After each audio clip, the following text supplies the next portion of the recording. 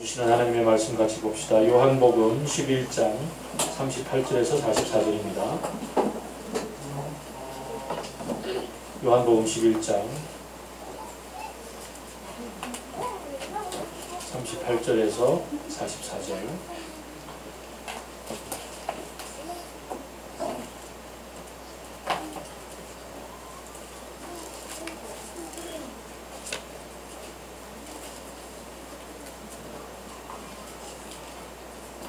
한 절씩 교독합시다.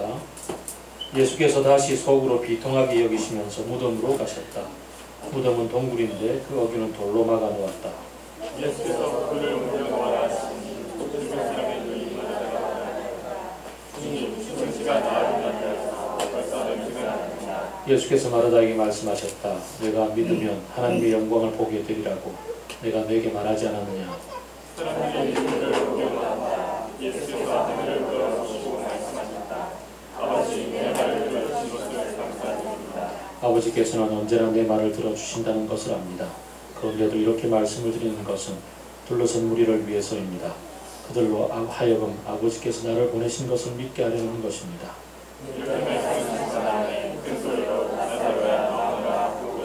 같이 읽읍시다. 죽었던 사람이 나왔다. 손발은 창으로 감겨있고 얼굴은 수건으로 싸매어 있었다. 예수께서 그들에게 그를 풀어주어서 가게 하여라 하고 말씀하셨다. 아멘. 여기에 표시를 해두고서 시편 90편을 같이 보겠습니다.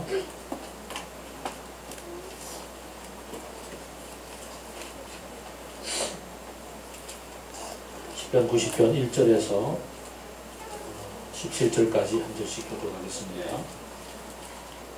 주님은 대대로 우리의 거처이셨습니다. 하늘이 생기기 전에 땅과 세계가 생기기 전에 영원부터 영원까지 주님은 하나님이시다. 주님께서는 사람을 티끌로 돌아가게 하시고 죽을 인생들아 돌아가거라 하고 말씀하십니다. 주님 앞에서는 하늘로 돌아가고 밤의 한순간과 같습니다. 주님께서 생명을 거두어 가시면 인생은 한순간의 꿈일 뿐 아침에 돋아난 한 폭이 불과 같이 사라져 갑니다. 그런 아침에 돋아서 것을 불러도 저녁에 시들어서 말아갑니다. 주님께서 노하시면 우리는 사라지고 주님께서 노하시면 우리는 소스라치게 놀랍니다. 주님께서 우리 죄를 주님 앞에 들추어주는 것이니 우리의 숨은 죄가 주님 앞에 많이 드러납니다. 주님께서 노하시면 우리의 인생은 사그라지고 우리의 한 평생은 한숨처럼 쓰러지고 맙니다. 우리의 연수가 찢으시고 강건하면 하시더라도 그의 연수의 사랑은 수고와 슬픔뿐이요 빠르게 지나가니 마치 날아가는 것 같습니다. 주님의 분노의 위력을 누가 알 수 있겠으며 주님의 진노의 위세를 누가 알 수 있겠습니까? 우리에게 우리의 나를 쓰는 법을 가르쳐 주셔서 지혜의 마음을 얻게 해주십시오. 주님 돌아와 주십시오. 언제까지입니까? 주님의 종들을 불쌍히 여겨 주십시오. 아침에 주님의 사랑으로 우리를 채워주시고 평생토록 우리가 기뻐하고 즐거워하게 해주십시오. 우리를 괴롭게 하신 날수만큼 우리가 재난을 당한 횟수만큼 우리에게 즐거움을 주십시오. 주님의 종들에게 주님께서 하신 일을 드러내주시고 그 천성에는 주님의 영광을 나타내 주십시오. 같이 읽읍시다. 주 우리 하나님 우리에게 은총을 베푸셔서 우리의 손으로 하시는 일이 견실하게 하여 주십시오. 우리의 손으로 하는 일이 견실하게 하여 주십시오. 아멘. 몇 해 전에 한 치과 의사가 공보의 기간을 마치고 개업을 하던 날, 그날 아침에 개업식에 먼저 가고 난 뒤에 갑자기 경찰로부터 전화를 받습니다. 집에 불이 났다라고.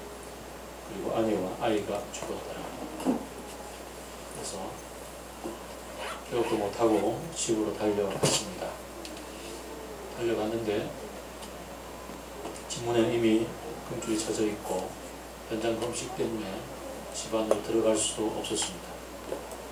집으로 들어갈 수가 없다라는 사실 때문에 내 아내와 내 아이가 죽었는데 내가 집으로 들어가서 내 아내와 아이를 볼 수도 없단 말인가 때문에 왜라는 소리치며 문을 두들기고 그 장모와 더불어서 하염없이 그 속에서 울다가 자기의 내면의 슬픔을 감당할 수가 없어서 머리도 쥐어뜯고 팔을 이렇게 감싸고 이 팔에 얼마나 힘을 주었던지 팔에 손톱 자국이 아주 깊게 파였습니다. 그리고는 얼마 뒤에 검사는 이 사건에 있어서 이 남편을 살해 용의자로 지목을 하였습니다. 가장 결정적인 증거로 팔에 난 이 손톱 자국이었습니다. 그리고는 아내를 목졸라 죽이고 아이를 목졸라 죽이고 아내가 반항을 하며 팔을 밀쳐내느라고 힘을 주느라고 여기에 팔뚝에 상처가 났다는 것이요. 다른 아무 증거도 없었습니다. 아내와 아이를 잃었던 이 슬픔에 찬 남자는 그때부터 자신의 무죄를 한건하기 위해서 아내를 그 슬픔마저 달랠 수도 없었습니다. 그런 시간조차 없었고 1심에서 사형 선고를 받았습니다. 그리고 2심에서 무죄 선고를 받습니다. 그리고 대법원에서 다시 그 유죄로 판결 되돌아와서 고법에서 다시 재심 무죄 판결 받고 다시 대법원 올라가서 무죄 확정 판결을 받았습니다. 아내와 자식을 잃고 두 번이나 사형 선고를 받고 다시 살아났던 이 남자. 그 남자의 마음속에는 여전히 풀리지 않는 의문, 여전히 왜 죽었는지, 왜 이런 일이 일어났는지, 왜 나에게, 왜 너는 떠나야만 했는지, 왜라는 의문이 그 세월만큼이나 계속 남아 있었습니다. 제가 영성수련회 가서 만났던 한 여인은 남편과 함께 서울에서 살다가 귀농을 하기로 하고 그리고 시골로 내려갔는데 열심히 농토도 개간하고 이렇게 이제 집도 만들고 이렇게 다듬어서 살기를 이제 막 털을 닦았는데 그리고 나서 이제 읍내에 잠깐 친구 만난다고 나갔다가 왔던 남편이 없어서 막 찾았는데 아무리 찾아도 없어서 찾다 보다가 결국은 보일러 신문을 열었더니 여기에 목매어 죽어있는 남편을 발견했습니다. 대체 왜 이런 일이 일어났는지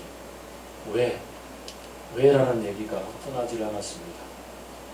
그 뒤로부터 4년여의 세월 동안 이 아내는 남편에게 수도 없는 질문을 합니다. 돌아오지 않는 남편에게 왜? 아무런 주소도 없었고 아무런 낌새도 없었던 남편 그냥 떠나버렸다. 훌쩍 떠나버렸다. 사실 떠난 사람은 말이 없고 떠난 사람은 이미 갈 길을 갔지만 남아있는 사람에게 이별은 이렇게 갑자기 황망스럽게 찾아온 이별은 수많은 의문과 들려오지 않는 대답 때문에 가슴 아래의 세월들을 보내야만 하게 됩니다. 우리도 지난주에 함께한 형제를 하늘로 보내면서 일주일밖에 지나지 않은 세월이기에 일주일 동안 우리는 수도 없는 질문들을 하늘을 향해서 하나님을 향해서 혹은 자신을 향해서 대답도 들려주지 않는 태진을 향해서 그렇게 많이 물었습니다.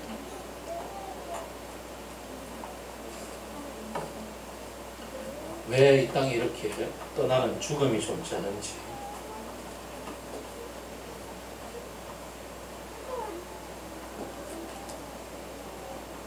또 우리는 공동체라고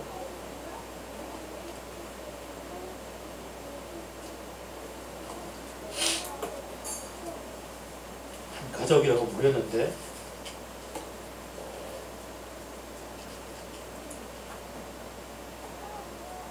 그의 아픔을 우리가 감당할 수는 없었는지 왜 우리는 알아차렸는지 왜 진심으로 같이 시간을 보내지 못했는지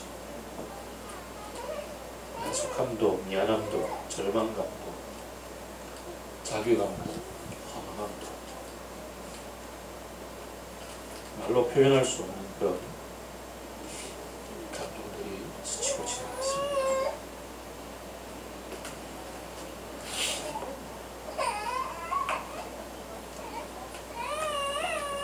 우리 함께 장례식에서 다시 예배라도 드렸다면 어쩌면 좀 더 나았을지 모르지만 죽음의 현장 속에서 마지막을 같이 보냈던 공동체보다는 다른 이들이 또 예배를 주관하고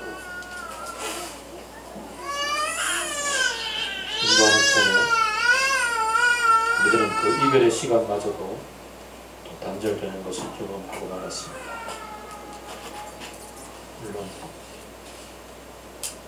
자식을 먼저 가슴에 묻어야 했던 그 어머니의 마음에야 비할 수 없겠지만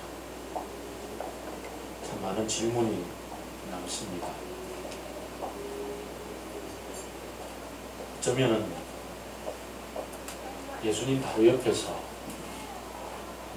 예수님과 함께 같이 길을 걸으며 수많은 사람들이 죽을 병에서 건전염을 받고 회복함을 입었던 그 현장 속에 있었던 마르다와 마리아는 우리보다는 더 큰 충격에 쌓였을지 모르겠습니다. 수많은 사람을 그렇게 살려주었던 예수님이 자신의 가장 사랑하는 혈육과도 같은 가장 많은 깊은 속정들을 나누었던 나사로와 마르다와 마리아의 이 사실 부모도 없이 이렇게 이 남매 이렇게 형제들만 남아있는 이들을 가까이 하며 같이 지냈던 그런 예수님이 왜 내 오라비가 죽게 되었다고 얘기를 기별을 진작에 보냈음에도 불구하고 그렇게 지체하고 그래서 결국은 떠날 수밖에 없게 만들었는지 마르다와 마리아는 훨씬 많은 의문들을 우리보다는 더 많은 의문들을 가지고 있었는 것 같습니다. 특히나 마르다보다는 마리아가 예수님의 발치에 턱 베고 앉아서 그렇게 사랑의 눈빛으로 예수님을 바라보았던 마리아에게는 훨씬 더 많은 질문이 남아있었을 것 같습니다. 모세도 마찬가지였습니다. 모세를 불러서 그렇게 가지 않겠다고 발버둥쳤던 모세를 불러서 이집트로 보내어서 백성들을 이끌어내었고 그 수많은 고비고비마다 하나님의 이적과 기적을 보여주시며 말 안 듣는 백성들을 하나님께서 어떻게 다스려 가시며 그렇게 자기 자신에게 백성을 리드하게 했는지 이끌게 했는지 모세는 누구보다도 잘 압니다. 그리고 백성들이 그렇게 자기 앞에서 그 어때도 저때도 모세가 기도하며 용서해 주시고 다시 약속의 땅으로 이끌어 가려고 무진 애를 쓰시며 걸어왔던 하나님이셨습니다.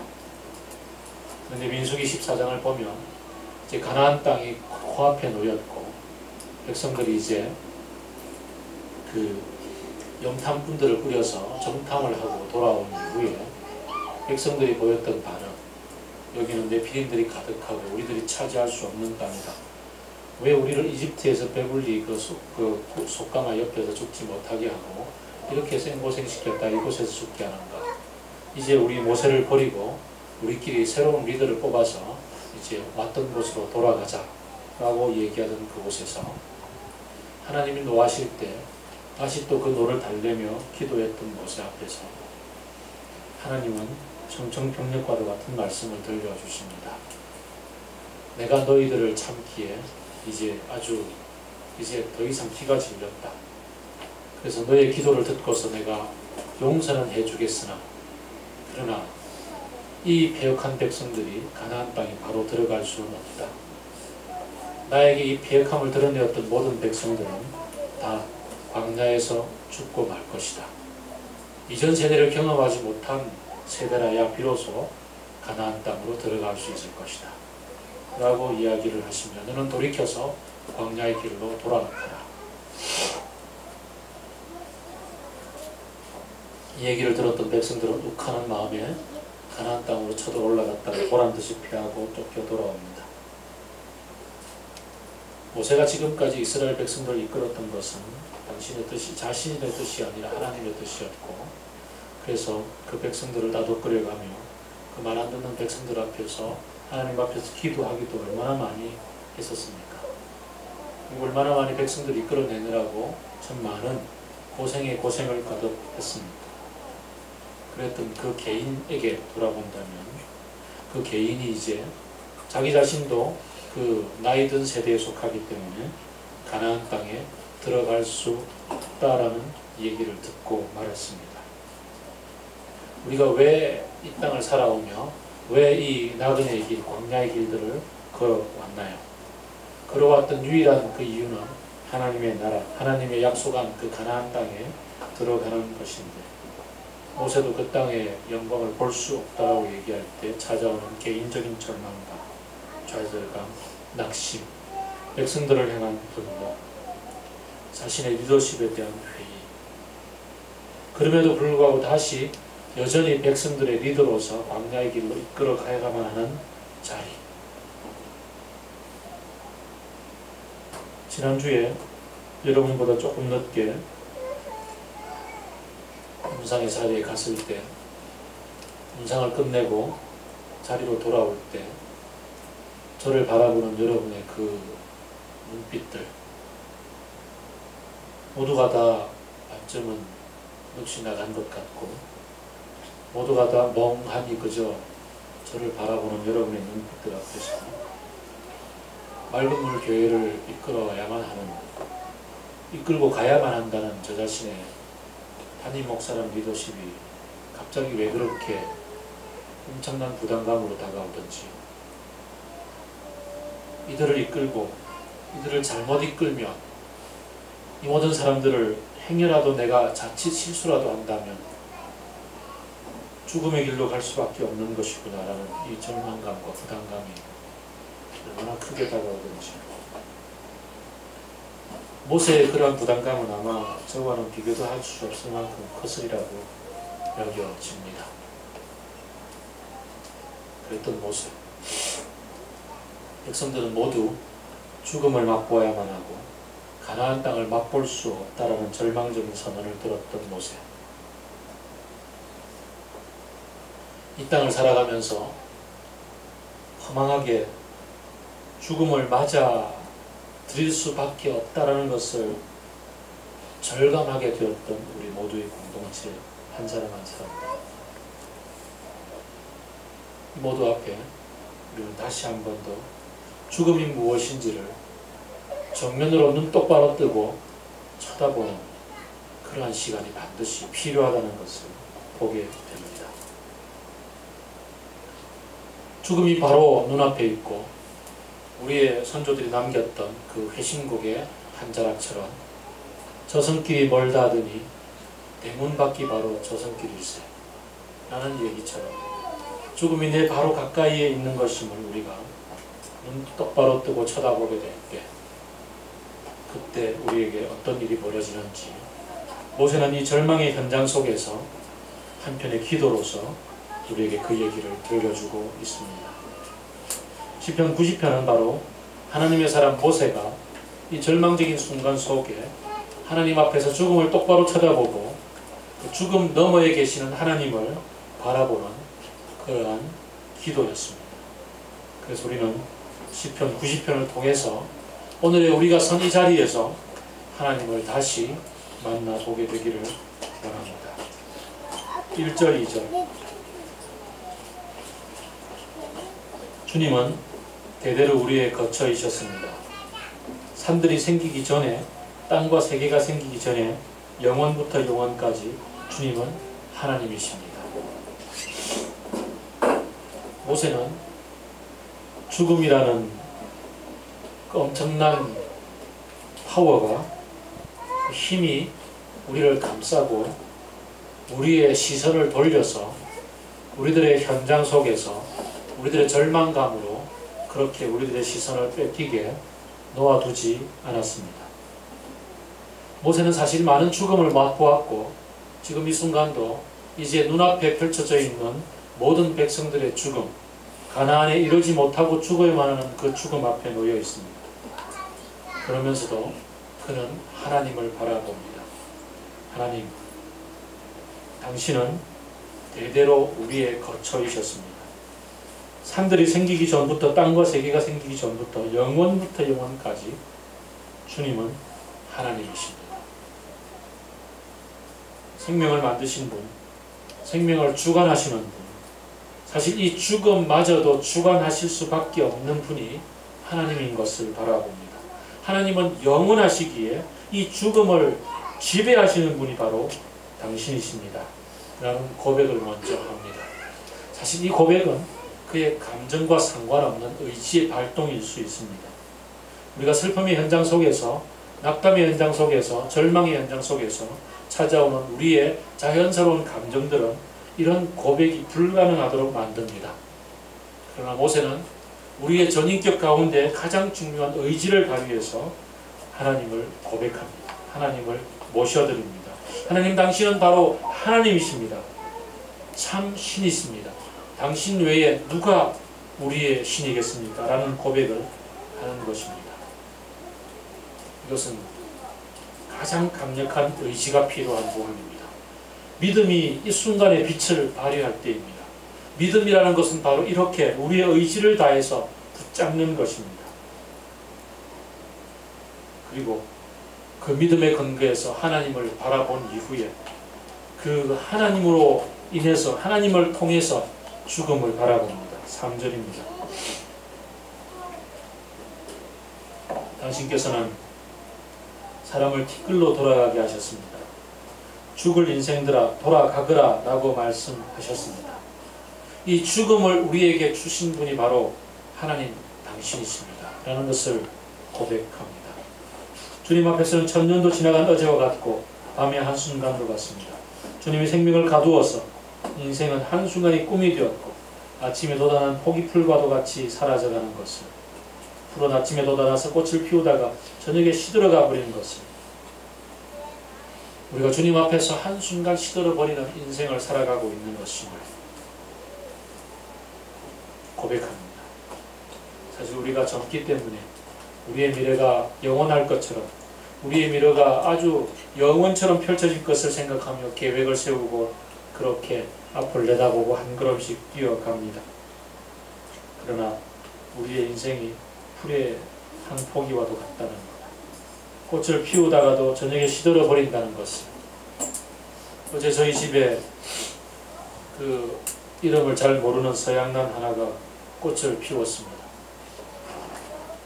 굵은 꽃대가 자라올라서 키도 멀쭉하게 올라가서 마치 백합처럼 꽃을 하나 피웠습니다. 그런데 그만 너무 길게 올라가서 이 꽃대가 옆으로 쓰러졌습니다. 저는 그 꽃대를 세워보겠노라고 옆에 부목을 데리고 이렇게 저렇게 애를 쓰고 있었습니다. 그러다가 아차 그만 부목에서 미끄러진 꽃대가 힘있게 뚝 떨어지면서 부러지고 말았습니다. 그냥 허망하게 꽃이 꺾여지고 말았습니다. 아름답게 막 꽃을 피우던 꽃이 도와주려는 손길 때문에 갑자기 꺾이고 말았습니다. 우리의 인생 어쩌면 이럴지도 모릅니다. 도와준다고 하는 것이 갑자기 그를 더 꺾게 만들어버릴 때도 있는 것 같습니다. 그런데 모세는 한 걸음 더 나아갑니다. 7절입니다. 주님께서 노하시면 우리는 사라지고 주님께서 노하시면 우리는 소스라치게 놀랍니다. 주님께서 우리의 죄를 주님 앞에 덜추어 내어 놓으시니 우리의 숨은 죄가 주님 앞에 드러나게 됩니다. 11절. 주님의 분노의 위력을 누가 알 수 있겠습니까? 주님의 진노의 위세를 누가 알 수 있겠습니까? 모세는 그동안 주님의 진노의 위세를 얼마나 많이 목격했는지 모릅니다. 주님이 시내산으로 모세를 불러 올렸을 그때 이스라엘 백성들이 금송아지 만들고 뛰어놀았던 그때 주님이 분노하시고 그를 쓸어버릴 때 얼마나 많은 인생들이 갑자기 그렇게 졸지에 쓰러지는지를 그런 목도했습니다. 우리는 죽음이라는 것이 현대의학이 치유하지 못하는 질병으로 말미암아서, 때로는 아차 순간의 실수에 자신의 선택으로 말미암아서, 혹은 어떤 이들의 죄로 말미암아, 어떤 이들의 그 분노 혹은 어떤 이들의 욕심으로 말미암아서 강도짓당하고 그렇게 해서 당하는 어쩔 수 없는 그런 아주 미시적인 그러한 현상에 집중할 때가 많습니다. 그러나 모세는 오늘 얘기하기를 죽음은 결국 인간의 죄 때문에 들어왔다라고 얘기합니다. 이 땅에 죽음이 들어올 수밖에 없었던 것은 결국은 우리가 하나님 대신에 내가 하나님 되겠다고 선언하고 하나님 없이 살겠다고 얘기했던 그 하나님 앞에서의 근원적인 죄 때문에 이 땅에 주어진 것이라는 것을, 모세가 광야의 길을 걸어오며 이 가나안 입구까지 올 때까지, 괜찮아요. 기타 쳐도 괜찮아요. 기타 주고 같이 BGM 부르고 승격시켜줘야지. 그렇게 모세는 눈앞에서 벼졌던 죽음을 목도하였기에 그 근원적인 죽음의 원인인 하나님을 알지 못하는 인생, 하나님을 거역하고 하나님 없이 살겠다고 선언한 결과로 말미암아 우리에게 주어져 있는 이 죽음이라는 것을 제대로 보았습니다. 미시적으로 그것이 어떤 죽음이었든지, 질병으로 말미암든지 낙상사로 말미암든지 어떤 욕심으로 말미암는 당한 강도짓이든지 무엇이든지 상관없이 그 죽음의 직접적인 원인은, 미시적인 원인은 없다 하는 것과 상관없이 죄로 말미암았습니다. 인간의 죄로 말미암아서 이 땅에 주어진 것입니다. 그래서 사도 바울이 얘기했던 것처럼 사망아 너의 쏘는 것이 어디 있느냐, 죽음아 너의 파워가 어디에 있느냐, 너의 권세의 근원은 바로 죄라는 사실, 그 사실을 주목했던 겁니다. 그래서 우리는 어쩔 수 없이 죄가 아직도 만연하고 이 땅을 살아가고 있기 때문에 이미 시작이 되어서는 아직 완성되지 아니한 하나님의 다스림으로 말미암아서 예수 그리스도로 말미암아 이 땅에 오셔서 이미 우리가 하나님의 다스림을 받고 살아가나, 그러나 주께서 다시 오시는 그날까지 그 다스림이 완성되지 아니하기 때문에 주어지는 어쩔 수 없는 죽음의 그림자애가 우리를 덮고 있다는 사실들을 받아들일 수밖에 없다라는 거죠. 그러므로 이제 우리는 죽음 앞에서 12절 우리의 나를 사는 법, 우리의 죽음, 이 한번 이렇게 풀과 같이 쓰러져 버릴 수밖에 없는 육신의 삶이라는 사실, 그 나를 세는 법을 가르쳐 주셔서 지혜를 허락하여 주옵소서. 도대체 인생이 영원할 것처럼 무엇이든지 붙잡으려고, 무엇이든지 챙기려고, 무엇이든지 다 가져오면 다 내 것이 되는 것처럼 그렇게 허황된 욕심을 쫓고 살아가는 것이 아니라 헛되고 헛되고 헛되니 모든 것이 헛되도다. 그러므로 지혜자가 소리쳐 부르짖느라고, 거리에서 지혜자가 사람들을 불러 모은다라고, 그 지혜의 근원 되신 하나님, 지혜의 근원이신 예수 그리스도 앞으로 나아가는 그 참 지혜를 가르쳐 달라고. 주님 돌아와 주십시오. 언제까지입니까? 주님의 종들을 불쌍히 여겨 주십시오. 주님 우리를 불쌍히 여기지 아니하시면 우리의 인생 어떻게 될지를 너무나도 뼈저리게 경험하오니 주님 우리를 불쌍히 여겨 주십시오. 주님 우리를 사랑으로 채워 주옵소서. 주님을 떠남으로 말미암아 이렇게 당할 수밖에 없는 이 죽음의 현실 앞에서 주님의 사랑으로, 주님을 바라봄으로, 주님을 내 안에 모심으로 다시 믿음의 눈이 열려져서 죽음을 넘어서는 영혼을 내 속에 만날 수 있도록 도와 주옵소서. 인생의 눈앞에 펼쳐져 있는 어떤 것들로 말미암는 기쁨이 아니라 14절 주님의 사랑으로 말미암는 참된 기쁨, 참된 즐거움을 누리게 하여 주옵소서. 그동안 경험했던 괴로움의 날수만큼 15절 주님의 기쁨의 날이 채워 주옵소서.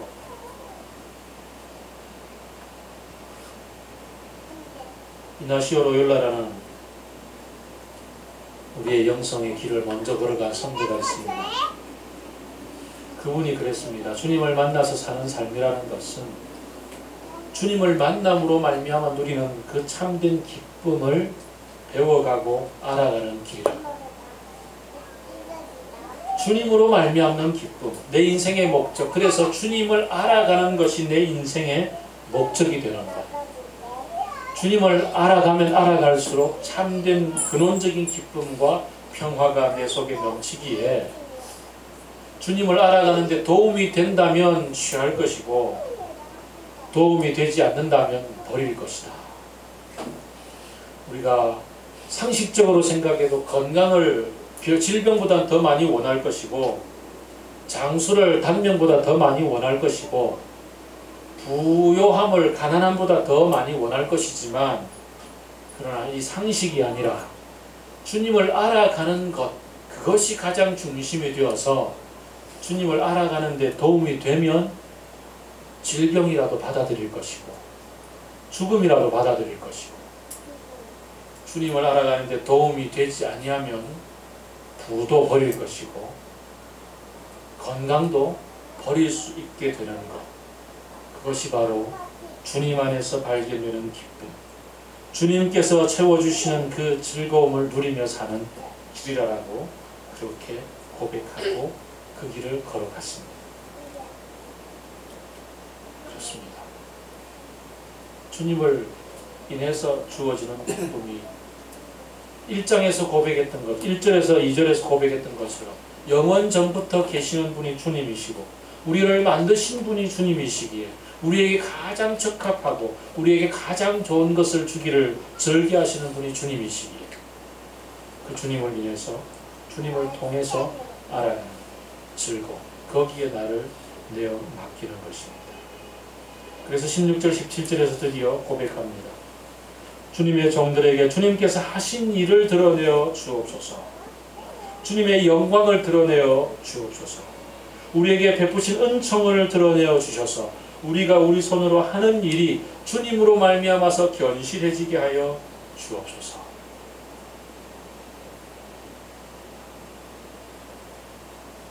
좋습니다.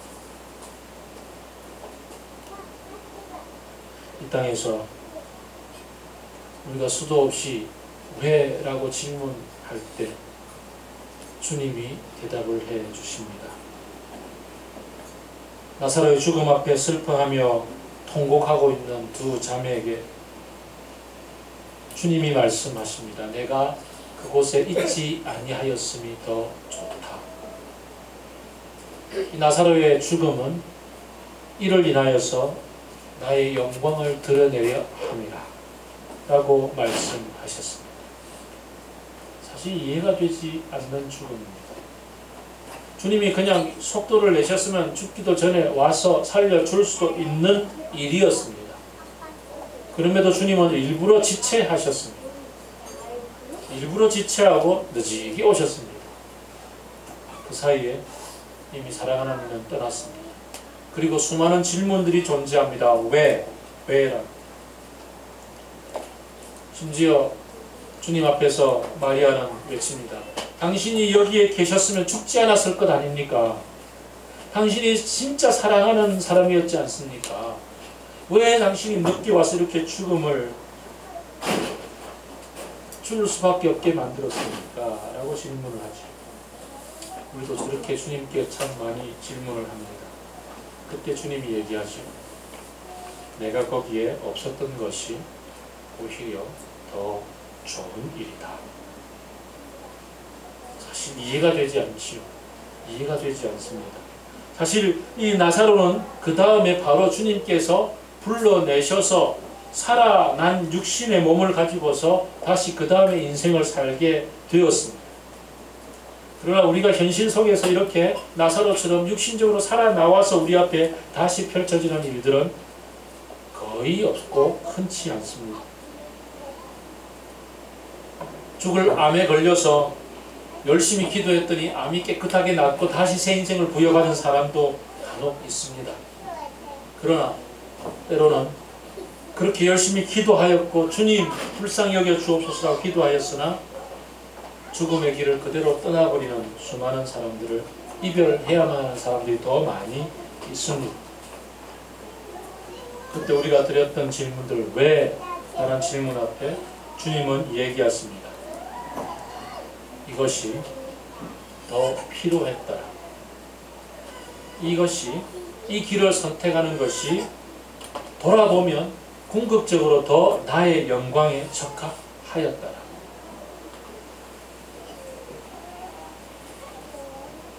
어쩌면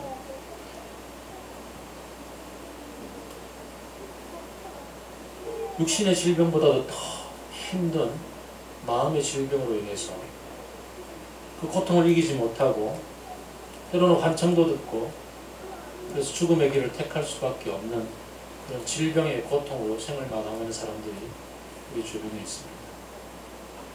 질문합니다. 왜 그런지 모르겠어요. 생명을 주관하시는 분이 주님이잖아요. 그때 주님은 말씀하십니다. 나사로의 앞에 마르다와 마리아에게 얘기했던 것처럼 이 길이 내게 더 영광스러운 길입니다. 알 수가 없습니다. 우리는. 그러나 우리가 회복해야 되는 시선이 시편 90편 1절 2절에서 모세가 회복하고 의지로 붙잡았던 그 시각, 주님이 이 땅을 다스리기 전부터, 창조하기 전부터 영원부터 영원까지 계시는 분이 하나님이시며 이 땅을 지으시고 다스리시고 결국은 통치하시는 분이 주님이시기에 주님의 뜻 가운데 가장 좋은 것이 뭐라?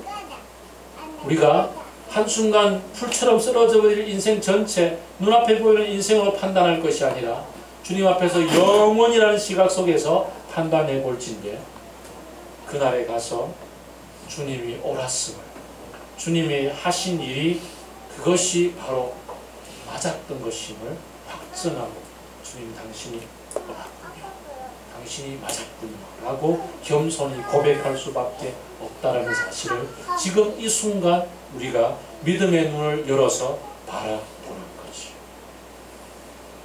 그래서 예배가 중요하고, 그래서 예배 가운데 하늘의 보좌가, 하늘의 문이 열리고 보좌에 앉아 계신 주님이 우리의 기도를 들으시고 그 기도를 금향로에 담으시며 그 기도를 사용하셔서 세상을 다스리시는 그 믿음의 상상력, 그 속에서 우리의 현주소를 다시 보는 것이 중요한 것입니다.